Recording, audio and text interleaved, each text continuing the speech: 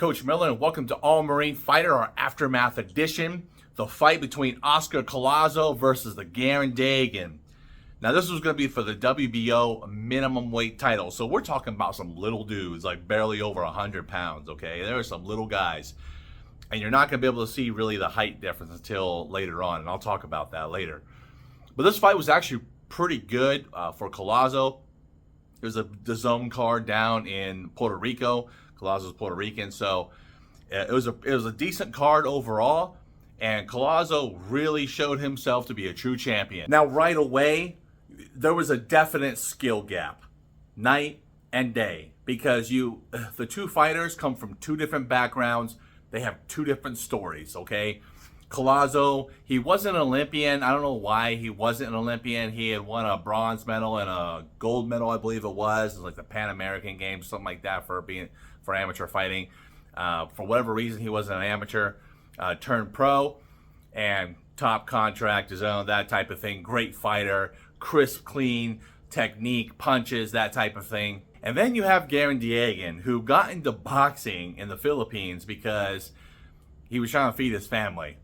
So if you can imagine just that much of a skill gap between somebody who tried to learn along the way for survival and somebody who got kind of brought up along the way in the amateur ranks, okay? So that's pretty much how the fight went.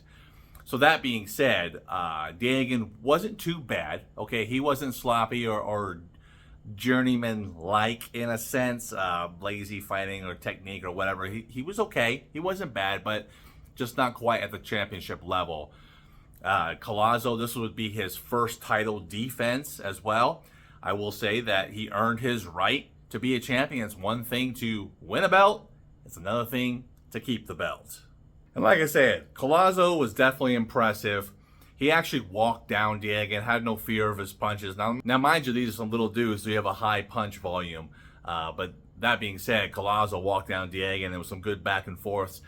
Ultimately, it would be a 6th round RTD. Basically, Diagan had some cramps in his legs. I guess they were fighting outside, but he just couldn't come out to fight for the 7th round.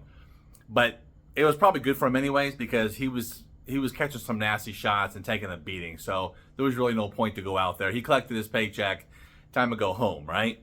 Now, I will say this. What makes this kind of funny when I say there's some little dudes fighting, like they're barely over 100 pounds. We're talking the minimum weight title, okay? When you're looking at the fighters, you don't really see the difference between the two, okay? You don't see the difference of how small they are until somebody else stands next to them. So Gabe Rosado, the famous journeyman fighter that everybody loves to watch fight, I think he might have recently retired. He was commentating on the fight, okay? Gabe was a great fighter, never at the championship level. Even though he fought for some belts, but ended up losing some great fighters like Triple G, that type of thing. He was commentating on the fight. And so Gabe came to stand next to Oscar Collazo when he won. And holy cow, the difference.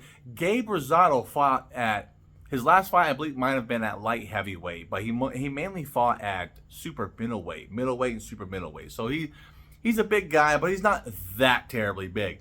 When he stood next to Collazo, he looked like a giant. So I was pretty wild watching him, watching those two stand next to each other. So you had Gabe look like an utter and complete total giant next to Collazo.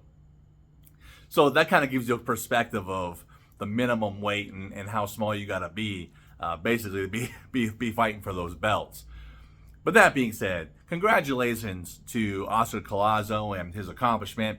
Like I said, it's one thing to achieve the belt. It's another thing to hold it. So hopefully he goes and tries to unify. Hey, become undisputed. I don't know if there's ever been an undisputed minimum weight champion, but those belts cost a lot of money, so you got to generate a lot of cash to keep them. So that being said, I guess we'll see what happens from Oscar's career from here on. If you like these videos, go ahead and click that like button and be sure to subscribe if you were not subscribed yet. Until next time, stay motivated.